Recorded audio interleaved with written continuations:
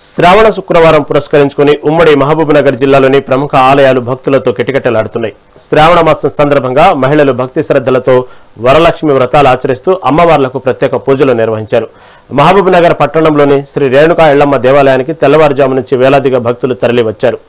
ఆలయంలో ప్రత్యేక పూజలు, అభిషేకాలు జరిపించి మొక్కులు చెల్లించుకున్నారు. భక్తులకు ఎలాంటి అసౌకర్యం కలగకుండా ఆలయ అధికారులు ప్రత్యేక ఏర్పాట్లు చేశారు. ఈరోజు శ్రావణ శుక్రవారం రెండో శుక్రవారము.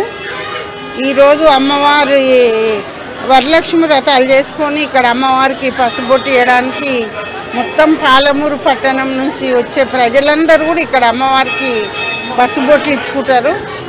ఎక్కువ ఇక్కడ ముత్తైదలు ఉంటారని చాలామంది చుట్టుపక్కల ఊళ్ళకి వెళ్ళి కూడా వచ్చి ఈరోజు అమ్మవారికి ఇక్కడ దర్శనం చేసుకొని అందరికి పసుబొట్లు ఇస్తారు. ఎంత వేల మంది ఎక్కడి నుంచి మొత్తము పాలమూరు పట్టణం పుట్టినప్పటి నుంచి కూడా ఇక్కడ అమ్మవారు వెలిసింది.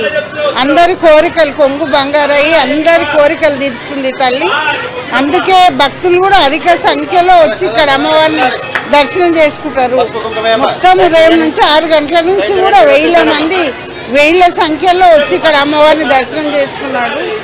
అందరు కూడా ప్రశాంతంగా అమ్మవారిని చూసి మంచిగా మనస్ఫూర్తి అమ్మవారిని దీవెనలు అందుకొని పోవాలని నేను మనస్ఫూర్తిగా భక్తులందరినీ వేడుకుంటున్నా.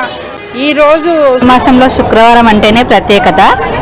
అయితే దానిలో పౌర్ణమికి ముందు వచ్చే శుక్రవారంని వరలక్ష్మి వ్రతంగా జరుపుకుంటారు. ఈరోజు ఆడవాళ్ళందరూ తమ పసుపు కుంకుమల సౌభాగ్యం కోసము అమ్మవారి దగ్గర దర్శనం చేసుకొని ఒడి బియ్యాలు వేసి పాలు, పూలు, పండ్లు సమర్పించుకొని వాళ్ళ పిల్లలు, భర్త అందరూ ఆరోగ్యంగా ఉండేటట్టు దీవించేటట్టు అమ్మవారి కోసం కృప కోసము దేవాలయాలను సంధించడం జరుగుతుంది. మాసం